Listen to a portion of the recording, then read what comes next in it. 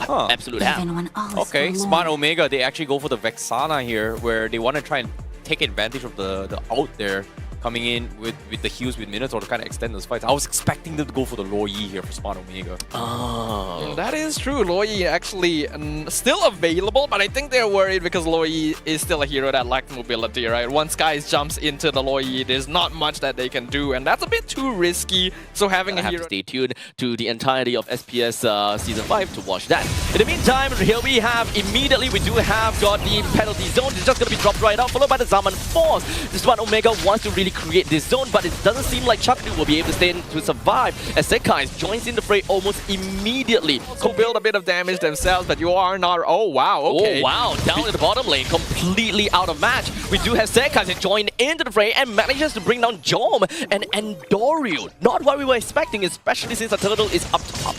Player on heroes like the Roger, so Red Giants doing this is very interesting. Oh, in the meantime, I do pretty much expect the Yudo Rangers will want to set up a comeback, or rather a fight, down onto Ryota.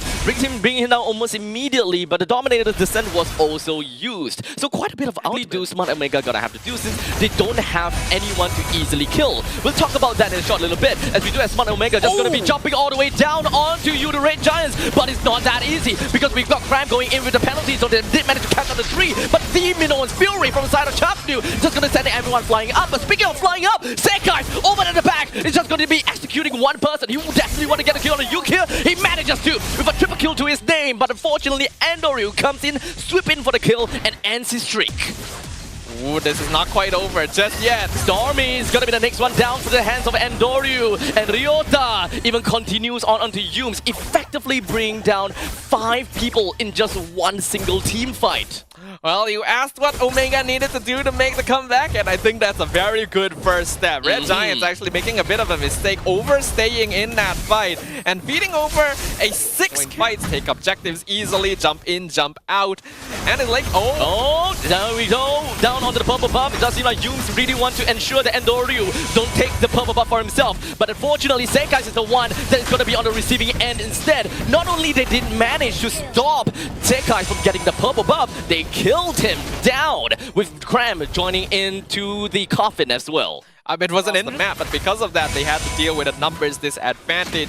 So Skies couldn't actually survive that last fight. With a great amount of damage from the side of Smart Omega when it comes down to pokes, you can pretty much tell that Cram is having a tad bit of issue. In the meantime, Yum to Tyrant's Rage, letting down the Joel, completely locking him down and brings him down first. Ryota gonna be the next one onto the chopping block when it comes down to the penalty zone. Locking 2% down is a 1-4-2 trade.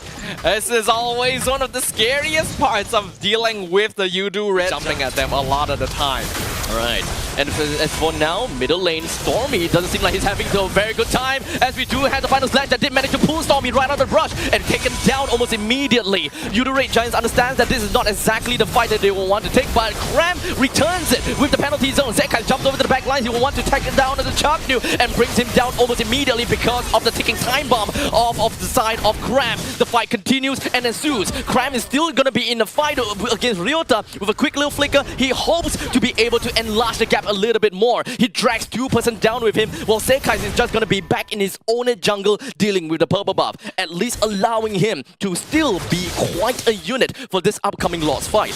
We're just seeing absolute chaos here. Skies even sidestepping the final slash. He did manage to bait out the Zaman Force though, and the final slash did not really work. Right after they basically lost the fight in the mid lane. Cram now in the face of Endoryu. It doesn't seem like Endoryu will be able to do much over to the Cram, so it will take a very big 5v5 fight for them to be able to do remotely anything. With the lottery rating crashing down and pillaging whatever that they own, Sekai is down in the bottom lane. He pops to the top of the plate just so that he will be able to iframe out from that final hit from the turret. It allowed him to stay alive for a tad little bit longer for that 1-for-1 jungle trade. All in all, Smart Omega, they didn't really manage to get much of Yudo Red Giants. Whenever they are posturing up for something, you can pretty much expect that the set guys is encroaching. But for now, Zaman Force as well as the Minoan Fury, a lot of people just gonna be flying up right into the sky. Chaknu continues on with the extended long crowd control, but the main thing is Endoryu spinning while he's winning. But Sekai, on the other hand, he's doing the God's work,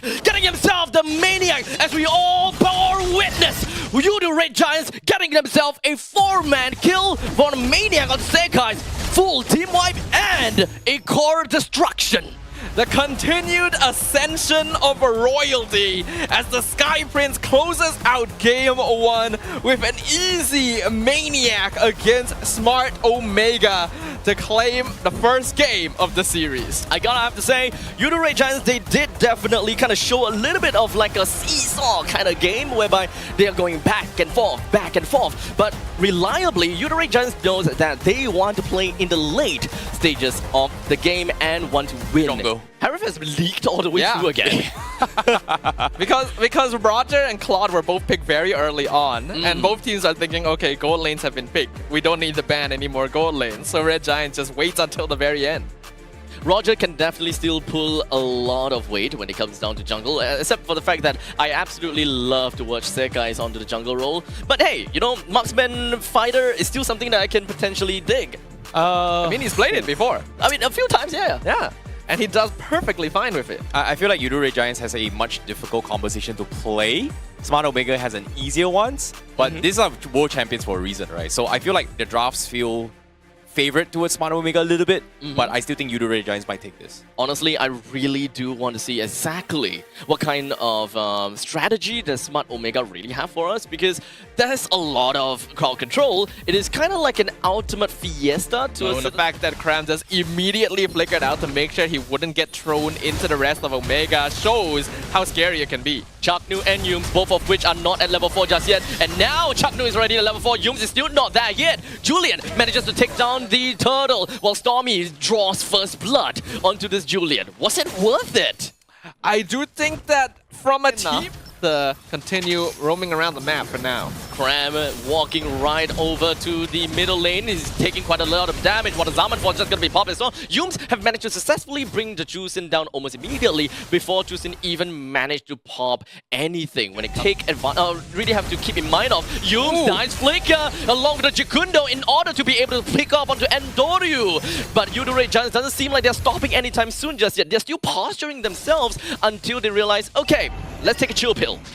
We're just controlling this early game again. Like as though nothing happened. Oh. In the meantime, down in the bottom lane, Yums has suffered so much damage. But because of Chaknu's barrier, has managed to make sure that he blocks out Yums' escape. That is a Roma 1 stays alive as much as possible. So fights in here is unfortunately something that they will have no choice but to admit themselves into. Jom did unleash himself into a blazing duet all the way at the backlines, but he's still gonna be safe and sound. Sekai's HP all the way down to the sliver. He still wants to be around, but unfortunately Endoryu will take the turtle down first. But the main thing is how much headcount is left on the side of Smart Omega. Ryota and Endoryu is the two members that's been taken down, allowing Yudu Red Giants to actually extend the fight a little bit longer, allowing Stormy to actually snipe Jom right out. He's gonna get another one too. And another one, you're right. Chaknu is next on the chopping block, and Yudu Red Giants didn't seem like they won it massively. Gonna go to Endoryu just so easily, completely unchallenged, or maybe not, as Yudu Red Giants is just coming in from a two-prong attack